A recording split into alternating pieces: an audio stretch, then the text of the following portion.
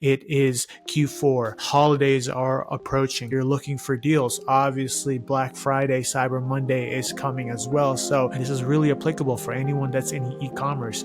How do you consolidate your Performance Max campaigns, and how is my workflow when it comes to Performance Max for an e-commerce client?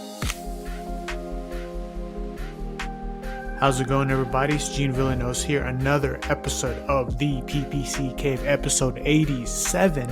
Today, we are 13 episodes away from triple digits, almost 100 episodes. It was a wonderful episode last week with Ryan. It was great to catch up with him and see what was going on. Also, again, shout out to Simone for a wonderful topic last week, for sending that over through email. Again, if you have any questions like Simone, do not be afraid or scared to reach out to the ppccave at gmail.com. But before we get into episode 87, I want to talk to y'all about our sponsor, Opteo. Opteo is still with us. Again, they will be under the video description where you can see the link, www.opteo.com/theppccave. What that gives you is, instead of the standard 14-day trial, you're upgraded to a 28-day trial. So essentially for 1 month, you could use Opteo. It is the busy season. We are deep into Q4. Black Friday, Cyber Monday, both are approaching. You're going to need help analyzing your accounts, especially if you are a freelancer or deal with many accounts. Maybe you're an agency. Let me know. I can get you set up on Opteo. And again, it will be in our video description. It will be www.opteo.com/the PPC Cave. It helps us also to continue to provide you content like this, and you'll be able to use the best software in Google Ads, hands down. So getting into it. Episode 87, the title is Stop Wasting Spend, PMax Consolidation for e-commerce. What is PMax consolidation? So I think this is a very fitting episode just because, as I mentioned in the intro, it is Q4. Holidays are approaching. Christmas, Hanukkah, Kwanzaa, all of those Q4 December holidays are approaching. Then you're looking for deals. Obviously, Black Friday, Cyber Monday is coming as well. So this is going to be an episode more so for my e-commerce people, lead gen. If you want to tune back next week, no, I'm just kidding. Listen to us also, lead gen. Maybe you could pick up some little nuggets here and there also for lead gen, but primarily this is going to be for e-commerce. Essentially, how I work things out for my e-commerce clients. Again, before I knew what Google Ads was, I was an e-commerce guy. I was selling on Big Cartel, clothing for men, jerseys, Jordans, all of the above. So I needed to figure out a way to get traffic, how to get people in. Best way to do that was Google Ads. So this is really applicable for anyone that's in e-commerce. How do you consolidate your Performance Max campaigns, and how is my workflow when it comes to Performance Max for an e-commerce client? Well, the very first thing is, number one, need to test a PMax campaign, right? And this goes without saying. You have to go from broad strokes to small strokes, from shotgun approach to sniper approach. It can't be the other way around. If you're going to test one product in a Performance Max campaign, or even 3 products or 4 products, unless those products are your best sellers already, top sellers already, it's going to be an uphill battle. So in my opinion, test the full catalog. And how I usually do it, so I can employ multiple tests, is, if the lazy man build, as they say, you could do a catch-all campaign where all your products just funnel in. Then you could see under the left-hand side, once you add your listing groups, all products, then you could go to the left-hand side underneath. You could click products and see which products are being clicked. And then I would take the Shopify ID. Then, I could kind of take a look and see what Shopify ID corresponds to what product, how it's performing. Is it spending, not converting? Is it converting, not spending?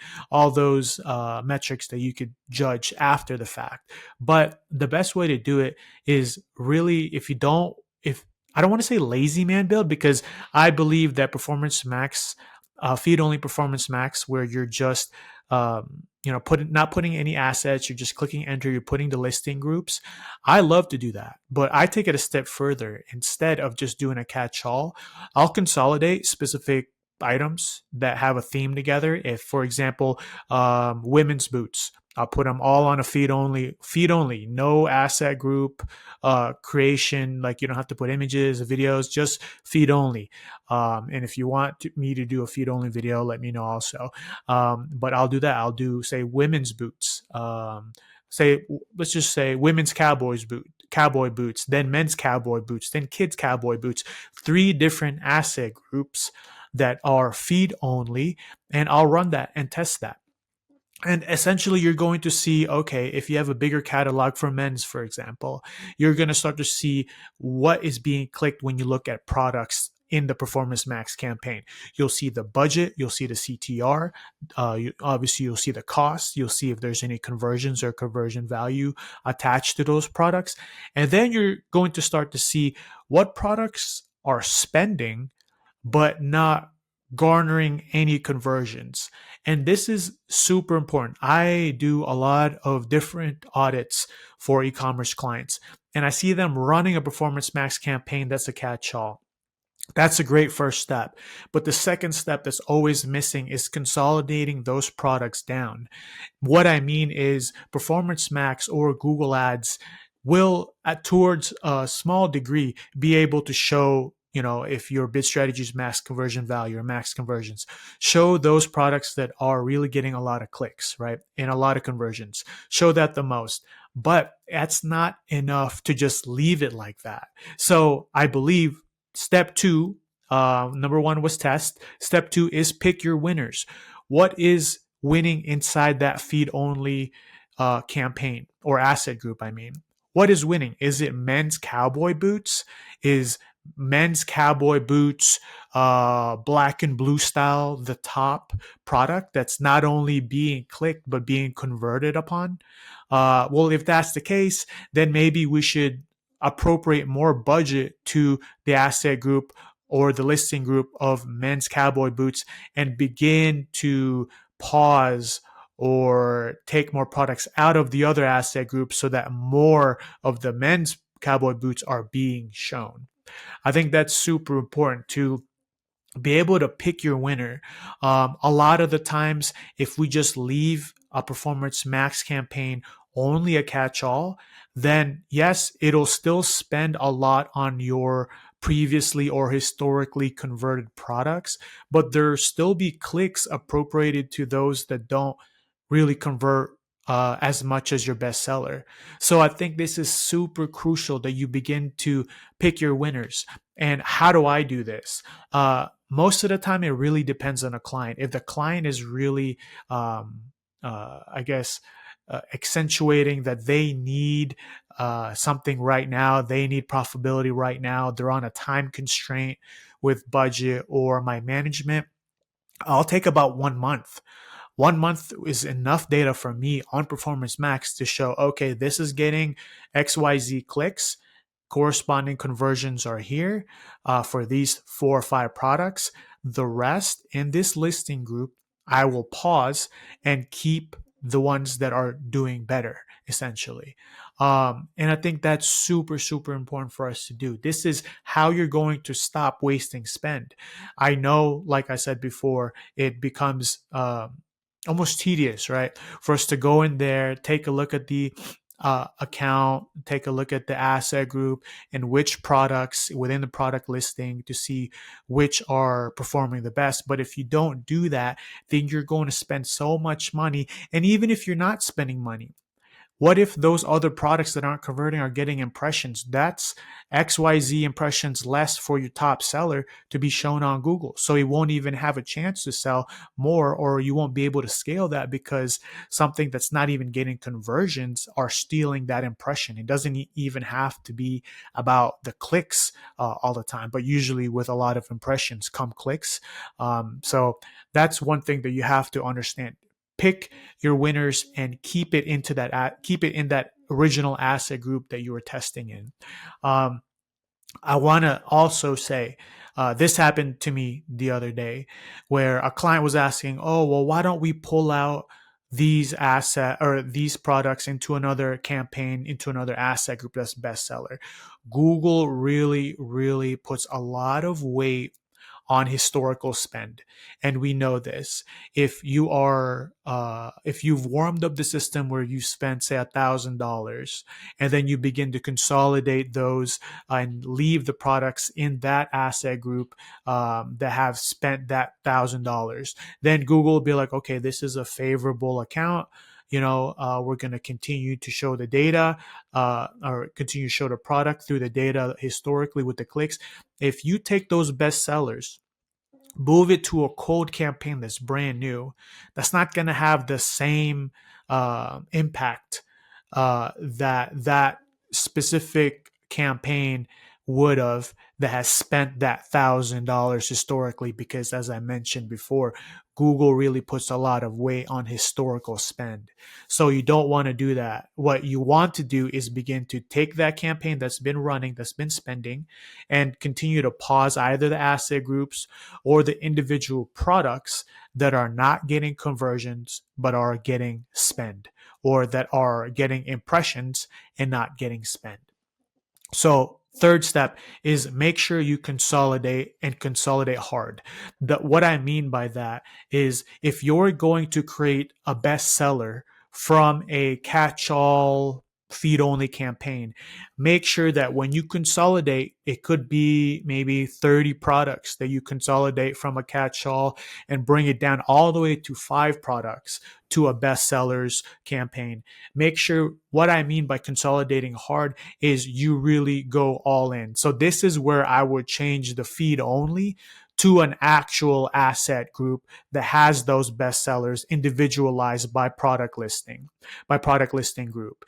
And I think that makes it really more specific. A lot of the times people ask me, oh, well, Gene, well, wouldn't that impact, wouldn't they start showing on display? Wouldn't that start showing on YouTube when you're taking the feed only, which was only shopping, because you're not providing any assets like videos and images, and switching it to a full blown actual Performance Max asset group with videos, copy, headlines, descriptions, images, all that? And I say no. The reason why is there is already that historical data and Google knows this, and Google Ads even shows us now the placements of where our spend is within Performance Max. Is it spending on shopping? Is it spending on search? So if there are those conversions from shopping, since it was a feed only, that will continue to be the bulk of the spend when it comes to placement. And you could always check that. But that's what I mean by consolidating hard. Now that you've pinpointed if it's a month,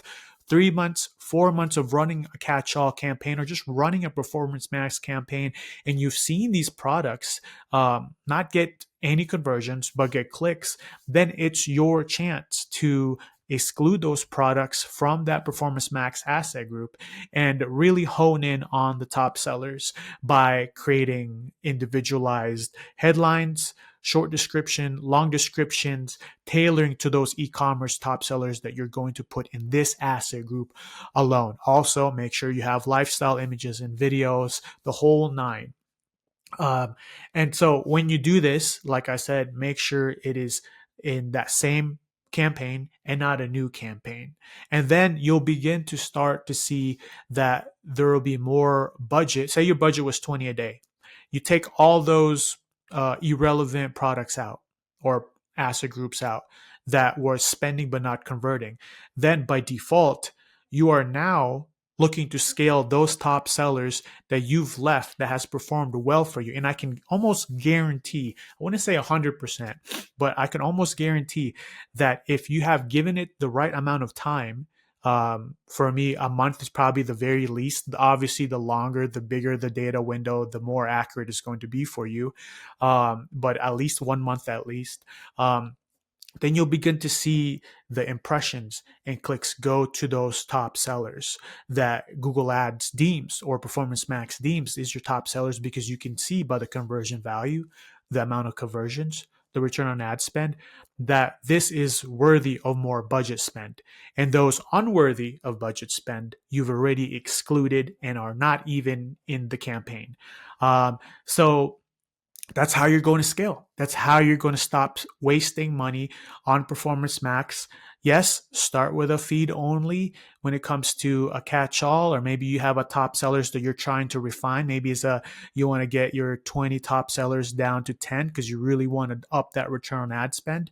But the more that you isolate the winners, the more Google is going to show that in clicks and impressions, and the more conversions you're going to get. It's pretty simple.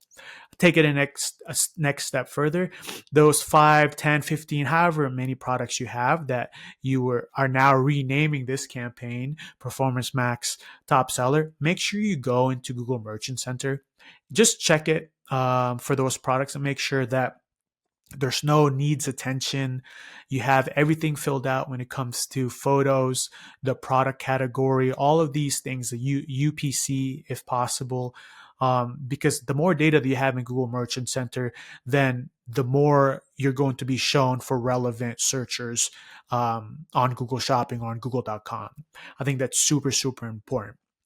And I see this just so many times. That's why I wanted to make a video about it, because not only is it Q4 and BFCM time, but a lot of the times people just have a catch-all, and I'm like, okay, you have all these products that are just spending and spending and spending, and then you have a product that's getting 8 return on ad spend. If you just took that product that's spending the most, not getting any conversions, clicked exclude, by default, what's actually getting you conversions and return on ad spend will jump that and be the one that's shown most. It's a fairly simple concept, but sometimes Google Ads it's like a haze over our eyes where we start overthinking things and just being like, this doesn't make any sense. Like, I'm not, your logic sometimes is thrown out the window when we're doing Google Ads, but it's a very logical thing and very easy to explain why we need to consolidate for e-commerce. A catch-all campaign, pull those out that are not doing that well. And sometimes people are asking me, or client asks me, well, Gene, what if I have one product that's 3 return on ad spend and the other product that's 1 return on ad spend, but there's still a lot of conversion value there? That's fine. I'm not saying exclude that and it's gone forever and ever in your account. What I would actually do at that point, and I've done so many times also, the best seller for me is going to have the best return on ad spend. If that's 5, that's fine. I want to see how high this return on ad spend will go on Performance Max. For those that, let's just say the cutoff here is, maybe 0.5 return on ad spend to about 3. You can take those specific products and put it in another campaign and test it. And then it becomes like Hunger Games, like which of the products will rise, which of the products here in this new, not bestseller, but new campaign that we pulled out, that we paused in our bestseller campaign, that we see are getting conversion value, but not that great of a return on ad spend. Which of those are going to rise to the top, in that Performance Max campaign? But I would also caution you, if you were to have that top bestseller, have that be the highest budget or a higher budget than the one where you're pulling out with the low return ad spend. And sometimes those lower return on ad spend products that you are excluding because you are trying to curate a top seller Performance Max campaign, that actually does better, because there's less cannibalization between something that's actually getting a good return on ad spend versus one that's not. So perhaps if you actually pull that lower return on ad spend product and put that in another Performance Max campaign, then it's basically a big fish in a small pond, right? And that's how I test. I'm continually recategorizing Performance Max products and consolidating products that are top sellers or best performers, leaving it into the campaign with spend, creating another Performance Max campaign to take those excluded products and putting it into that new Performance Max campaign. And I go so on and so forth and so on and so forth, where we have 5 different Performance Max campaigns organized in the perfect way. So that's I wouldn't say secret, but that's what I do to stop wasting spend in regards to Performance Max product consolidation for e-commerce. If at any point in time any of these things that I mentioned seem unclear, just go ahead and comment or even email us at theppccave@gmail.com. I know it was a yap fest this episode, but I think I just get super, I guess, compassionate, or no, not compassionate, passionate about this topic, just because I see it work so many times where I'm like, what are you waiting for? Are you waiting for, like, what? Why are you still having this product that's spending $100 with no conversions, and then you have a product that's spending $20 with a return on ad spend of 10? Why don't you just exclude that spending $100 without conversions? I think that's, it, to me, it's second nature because I look at Google Ads every day. But for some of y'all learning, I think this is a good episode to just kind of be aware of how to move when it comes to e-commerce and Performance Max. But yeah, again, we are a Opteo, not sponsor, but we are partnered with Opteo. Video description, take a look. Click that link, opteo.com/theppccave. Upgrade your trial from 14-day to 28-day for free. And also, every Monday is when we release on Spotify Video, YouTube, and we have Joel doing a great job on social media. Ryan will be back here next time. Of course, we'll try to do at least once a month episode together. And again, if you have any questions, theppccave@gmail.com. If there's nothing else, bye for now.